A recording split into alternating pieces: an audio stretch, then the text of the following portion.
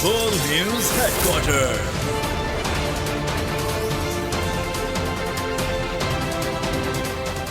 अस्सलामुअलैकुम। वोल news headquarters से खुशामदीद। मैं हूं सैयद रजी। मैं हूं शाइस्ता शहजाद। हेडलाइंस आपने जानी। बुलेटिन में आज बात होगी बड़ी समात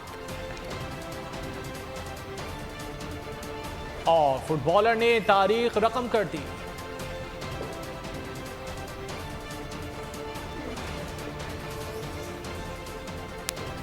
बुलेटिन का आगाज करेंगे। फौजी अदालतों में सिविलियंस के ट्रायल के खिलाफ दरख्वास्तों पर समाअत। अटॉर्नी जनरल ने फौज की हिरासत में मौजूद 102 अफराद के नाम अदालत में जमा करा दिए। कौन मुलजिम किस फौजी तंसीब पर हमले में मुलव्विस है, तफसीलात भी पेश कर दी गई हैं। जस्टिस मज़ाहिर नकवी ने इस्तफसार किया किस बुनियाद पर 102 मुलजिमान का इंतखाब किया गया। हमला करने वाले हर शख्स की वीडियो तो नहीं बनी थी। ऐसा भी नहीं है कि सिर्फ इन्हीं चंद लोगों ने हमला किया हो। आप शायद कोई नई अदालती मिसाल बनाने की कोशिश कर रहे हैं। कानून इजाजत नहीं देता कि मजमे में से सिर्फ चंद अफराद का इंतखाब किया जाए। अटॉर्नी जनरल ने कहा सरगोदा में मुजस्मों को नुकसान पहुंचाने वाले किसी को फौज ने हिरासत में नहीं लिया। फौजी तंसीबात और गवर्नर हाउस में आग लगाने और तोड़फोड़ करने वालों को ही पकड़ा गया। तमाम गिरफ्तार मुलजिमान के खिलाफ बराह रास्त शवाहिद मौजूद हैं। चीफ जस्टिस ने मुकालमा किया किसी फोरम पर शवाहिद पेश होना चाहिए जो हुकूमती दावे को परख सकें। फौजी अदालतों में सिविलियंस के ट्रायल के खिलाफ दरख्वास्तों पर समाअत। अटॉर्नी जनरल ने फौज की हिरासत में मौजूद 102 अफराद के नाम अदालत में जमा करा दिए हैं। कौन मुलजिम किस फौजी तंसीब पर हमले में मुलव्विस है, तफसीलात भी पेश कर दी गई हैं। जस्टिस मज़ाहिर नकवी ने इस्तफसार किया किस बुनियाद पर 102 मुलजिमान का इंतखाब किया गया। हमला करने वाले हर शख्स तो नहीं बनी थी। ऐसा भी नहीं है कि सिर्फ इन्हीं चंद लोगों ने हमला किया हो। आप शायद कोई नई अदालती मिसाल बनाने की कोशिश कर रहे हैं। कानून इजाजत नहीं देता कि मजमे में से सिर्फ चंद अफराद का इंतखाब किया जाए। अटॉर्नी जनरल ने कहा सरगोदा में मुजस्मों को नुकसान पहुंचाने वाले किसी को फौज ने हिरासत में नहीं लिया। फौजी तंसीबात और गवर्नर हाउस में आग लगाने और तोड़ फोड़ करने वालों को ही पकड़ा गया। तमाम गिरफ्तार मुलजिमान के खिलाफ बराह रास्त शवाहिद मौजूद हैं। चीफ जस्टिस ने मुकालमा किया किसी फोरम पर शवाहिद पेश होना चाहिए जो हुकूमती दावे को परख सकें। जी हां, फौजी अदालतों में सिविलियंस के ट्रायल के खिलाफ दरखास्तों पर समाअत हुई है। अटॉर्नी जनरल की जानिब से फौज की हिरासत में मौजूद 102 अफराद के नाम आज अदालत में जमा करवाए गए हैं, क्योंकि इससे पहले अदालत की जानिब से रिकॉर्ड तलब किया गया था उन तमाम अफराद का, जिस पर जस्टिस मज़ाहिर नकवी ने यह इस्तफसार भी किया कि कौन मुलजिम है, किस फौजी तंसीब पर इन्होंने हमला किया है। तफसीलात पेश कर दी गई हैं, लेकिन किस बुनियाद पर इनका इंतखाब हुआ है। क्या 102 अफराद हैं जिनका आपने इंतखाब किया है, क्योंकि हमला करने वाले हर शख्स की वीडियो तो नहीं बनी हुई थी। इसी समाअत के बारे में मजीद हम जानेंगे वो न्यूज़ की नुमाइंदा नीलम अरशद से। जी नीलम, आगाह कीजिएगा, मजीद समाअत का क्या अहवाल है?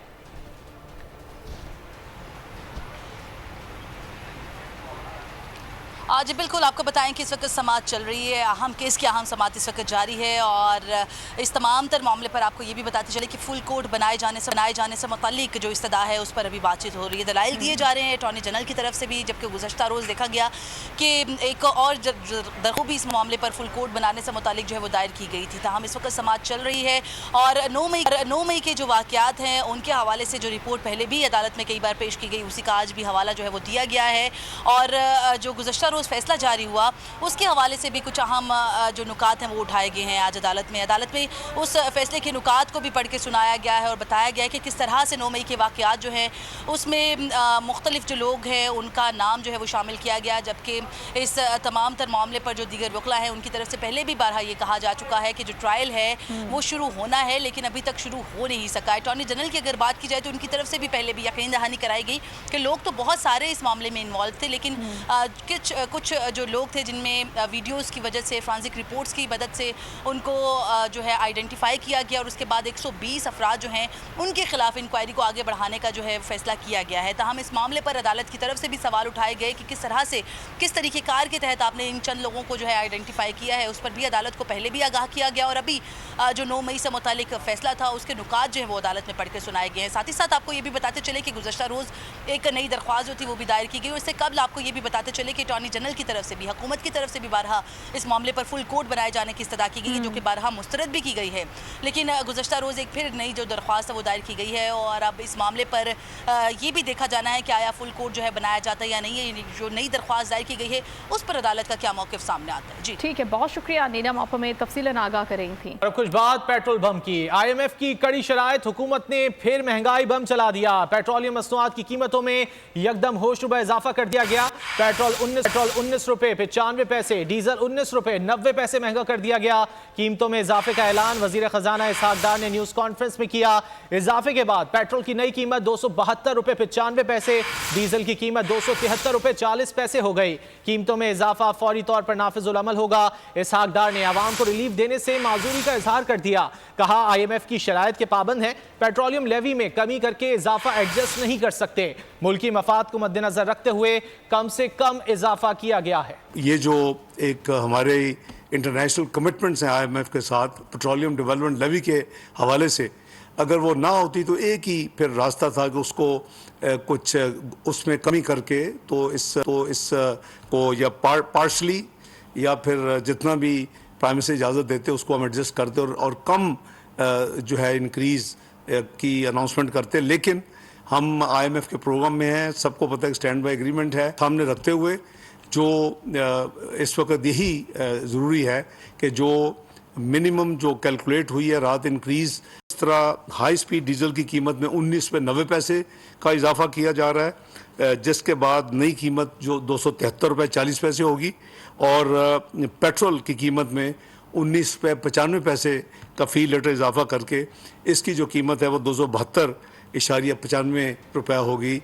ये फौरी तौर पे अब नाफिजुल अमल होगी। पेट्रोलियम मसनूआत की कीमतें बढ़ने पर आवाम का पारा हाई हो गया है। इसहाक डार के ऐलान ने परेशानी मजीद बढ़ा दी है। गिरानी के सताए शहरियों ने हुकूमत को आड़े हाथों लिया और कहा कि हुकूमत ने जाते जाते भी महंगाई का बम गिराया। अब तो 2 वक्त की रोटी के भी लाले पड़ गए हैं। खदशा ये है कि ये भी ना छीन ली जाए। बड़ा है उससे कौन पूछने वाला है, मगर मैं इतना कहना चाहता हूँ कि ये हुकूमत नाइल है। ये तो ज्यादती है, ऐसा होना नहीं चाहिए। जो है ना अवाम के ऊपर इतना बोझ डाला जा रहा है, वो खुदाया हमारे अवाम पे तरस खाया जाए, रहम खाया जाए। अवाम को इतना पहले जो पिसी हुई है और ज़्यादा ना इसको मुश्किलात में डाला जाए। 10 रुपये कम करके 19 रुपये बढ़ा देते हैं ये लोग। फ़ायदा क्या है? अवाम को रिलीफ दिया जाए या और ये किधर जाएंगे ये लोग? पेट्रोल 19 रुपये महंगा कर लिया है, गैस इन्होंने LPG बंद कर दी है, तो फिर क्या फ़ायदा है? महंगाई इतनी ज़्यादा है, ये आए दिन पेट्रोल बढ़ रहा है, 10 रुपये कम करते हैं और 30-40 रुपये बढ़ा देते हैं एक ही झटके में। काम ख़राब है, गरीब बंदा कहाँ जाएगा यार। सीधी सीधी ज्यादती है तो हम के साथ 20 रुपये बढ़ा दिए। इतना आना जाना है, आराम से मेरा रोज़ का तकरीबन 300-350 रुपये पेट्रोल डलता है। अब वो हो जाएगा 400 का, क्यों? रनिंग बहुत है और पैसे आमदनी इतनी है नहीं, तो कहाँ से बंदा इतना अफोर्ड करेगा? नहीं कर सकता इतना अफोर्ड तो आराम से कहीं से भी।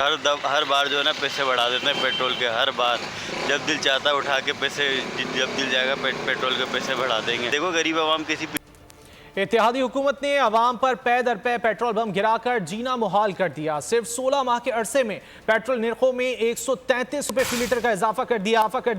अप्रैल 2022 में 150 रुपये फी लीटर मिलने वाला पेट्रोल आज 283 रुपये में दस्तयाब है। सबसे बड़ा इजाफा 35 रुपये फी लीटर करके महंगाई का रिकॉर्ड बना दिया। 16 महीने 14 बार इजाफा, सिर्फ 8 बार कमी। PDM और इत्तेहादी हुकूमत की रिकॉर्ड महंगाई। मुल्क की तारीख में सबसे बड़ा इजाफा 29 जनवरी 2023 को 35 रुपए फी लीटर का किया गया। 27 मई और 3 जून 2022 को फी लीटर पेट्रोल की कीमत में 30 रुपए का इजाफा किया गया। 16 जून 2022 को 24 और 16 फरवरी 2023 को 22 रुपए फी लीटर बढ़ाए गए। बड़ी चोट पर इत्तेहादी हुकूमत ने छोटी पट्टी करते हुए तकलीफ को और बढ़ा दिया। पेट्रोलियम नरखों में कमी की बात आई तो 12 रुपए, 10 रुपए, 5 रुपए और 3 रुपए की कमी करके हातम ताई की कब्र को लात मार दी और अवामी मफाद का नाम दे दिया गया। मुल्क के मादनी ज़खायर के बेहतर इस्तेमाल के लिए इक़दाम। इस्लामाबाद में पाकिस्तान मिनरल समिट का एहतमाम। इफ्तिताही सेशन में वज़ीर आज़म शहबाज शरीफ समेत दीगर की शिरकत। बैनुल-अक़वामी मंदोबीन और सरमायाकार भी शरीक हुए। समिट में अरबों डॉलर मुआहिदों का इम्कान है। समिट में आर्मी चीफ भी शरीक हैं। वज़ीर ममलिकत मुसद्दिक मलिक का कहना कहना है कि मादनियाती इनकलाब से मुल्की बरामदात में भी इजाफा होगा। इस समिट का मकसद बराह रास्त बैरूनी सरमायाकारी को मुल्क में बढ़ाना है और मादनियात के इनकलाब से बरामदात और शरह नमू में भी इजाफा होगा। मादनियात के इनकलाब से मुल्क में रोजगारी के बेशुमार मौके पैदा होंगे। चेयरमैन PTI तोशाखाना केस में आज इस्लामाबाद की अदालत में पेश होंगे। डिस्ट्रिक्ट एंड सेशन कोर्ट के जज ने समाअत में वक्फा कर दिया। केस की समाअत के दौरान चेयरमैन PTI के वकील मिर्जा आसिम बेग अदालत के रूबरू पेश हुए। बताया चेयरमैन PTI को आज एहतिसाब अदालत में पेश होना है। उन्होंने चंद केसेस में शामिल तफ्तीश होना है। वो आज सेशन अदालत में भी पेश होंगे। डिस्ट्रिक्ट एंड सेशन जज हुमायूं दिलावर ने केस की समाअत में वक्फा कर दिया। चेयरमैन PTI की साइफर इंक्वायरी कलअदम करार देने की दरखास्त पर समाअत में इस्लामाबाद हाई कोर्ट ने फैसला महफूज कर दिया था और सुनाते हुए एतराज़ात को दूर कर दिया है। चीफ जस्टिस आमिर फारूक ने रजिस्ट्रार ऑफिस को दरखास्त समाअत के लिए मुकर्रर करने की हिदायत कर दी है। चेयरमैन PTI ने FIA नोटिस और इंक्वायरी को कलअदम करार देने की इस्तदा भी कर रखी है। साइफर के मामले पर इंक्वायरी कलअदम करार देने की दरखास्त पर समाअत हुई है। इस्लामाबाद हाई कोर्ट ने महफूज फैसला सुनाते हुए एतराज़ात को दूर कर दिया है। इदारों के खिलाफ तकरीर और जलाओ घिराव केस में यास्मीन राशिद के जुडिशल रिमांड में 4 रोज की तौसीह कर दी गई। 4 अगस्त को पेश करने की हिदायत लाहौर की इंसदादे दहशतगर्दी अदालत ने अस्करी टावर हमला समेत 5 केसेस में जुडिशल रिमांड में 14 रोज की तौसीह करते हुए 7 अगस्त को पेश करने का हुक्म दे दिया। परवेज इलाही की रिहाई के खिलाफ पंजाब हुकूमत की अपील पर समाअत। लाहौर हाई कोर्ट ने सरकारी वकील की अदम पेशी पर समाअत 7 अगस्त तक मुलतवी कर दी। फवाद चौधरी ने तौहीन इलेक्शन कमीशन केस में तहरीरी मुआफीनामा जमा करा दिया। इलेक्शन कमीशन ने फैसला महफूज करते हुए समाअत 15 अगस्त तक मुलतवी कर दी। आगे बढ़ेंगे। अहम खबर दें आपको, 9 मई से मुताल्लिक खुसूसी अदालतों के खिलाफ दरख्वास्तों पर समाअत। सुप्रीम कोर्ट ने फुल कोर्ट तश्कील देने की दरख्वास्त पर फैसला महफूज कर लिया है। एतजाज अहसन ने फुल कोर्ट की तश्कील की इस्तदा की मशरूत हिमायत कर दी है। 9 मई से मुताल्लिक खुसूसी अदालतों के खिलाफ दरख्वास्तों पर समाअत। सुप्रीम कोर्ट ने फुल कोर्ट तश्कील देने की दरख्वास्त पर फैसला महफूज कर लिया है। एतजाज अहसन ने फुल कोर्ट की तश्कील की इस्तदा की मशरूत हिमायत भी कर दी है। अहम खबर से आगाह कर रहे हैं। 9 मई से मुतालिक खुसूसी अदालतों के खिलाफ दरख्वास्तों पर समाअत।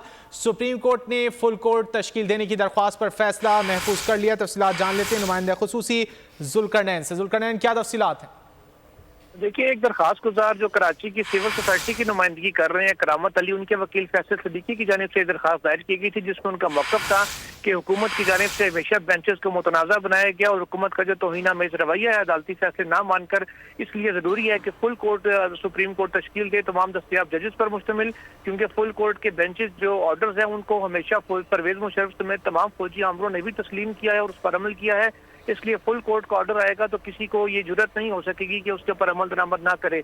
एतजाज अहसन जो दूसरे दरखास्त गुजार है, उनकी जानिब से कहा गया कि वो पहली फुल कोर्ट की तश्कील चाहते थे, लेकिन 2 मेंबर बेंच बनना उससे भी वो मुतमईन थे। मौजूदा बेंच पे भी उनको कोई एतराज नहीं है, लेकिन अगर सुप्रीम कोर्ट इस नतीजे पर पहुंचती है कि फुल कोर्ट तश्कील दी जाए तो उसके लिए शर्त यह है कि जो तमाम अफसराज जो फौज की हिरासत में उनको पहले अदालती तहवील में जो मुतलका जेलें हैं उनमें मुंतकिल किया जाए।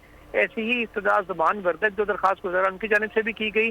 अलबत्ता लतीफ़ खोसा की जानिब से मुखालफत की गई। उनकी जानिब से कहा गया कि अदालत काफ़ी हद तक इस मुकदमे को सुन चुकी है, इसलिए मुनासिब यही होगा कि तमाम जो ज़ेर हिरासत अफराद उनको ना सिर्फ जेलों में मुंतकिल किया जाए बल्कि इसी हफ्ते इस मुकदमे का फैसला किया जाए। ज़ेर हिरासत जो एक शख्स है उसके वकील सलमान अकरम राजा की जानिब से भी यही मौक़िफ़ अपनाया गया कि दरखास्त की टाइमिंग के ऊपर उन्होंने कहा कि एतराज़ है, इसलिए मुनासिब होगा कि जल्द फैसला किया जाए।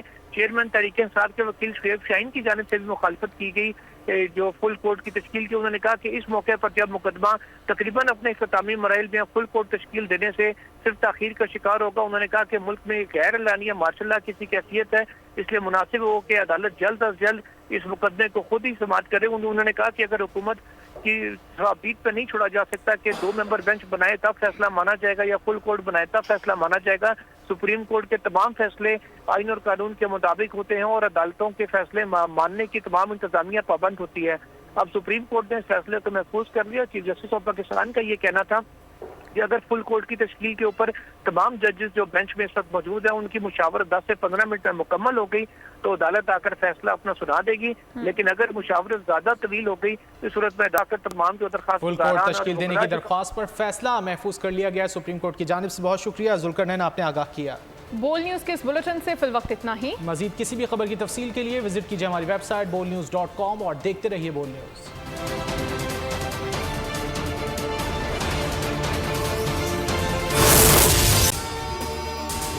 अगर आपको ये वीडियो पसंद आए तो लाइक पर क्लिक करें। जामियात में चलता गोरख धंधा, नौजवानों के मुस्तकबिल से खेलने वाली काली भेड़ों के आगे हुकूमत और इंतजामिया मुकम्मल बेबस। मुस्तकबिल के मेहमानों के तहफ्फुज के लिए बोल ने उठाई आवाज, सहाफती फराइज को निभाते हुए पहुंचाई हर खबर अवाम तक, बड़े स्कैंडल से जुड़े तमाम हकाइक रखे अवाम के सामने, क्योंकि बोल है पाकिस्तान का नंबर 1 न्यूज चैनल। सब्सक्राइब करें और बेल दबाएं ताकि कोई खबर रह न जाए।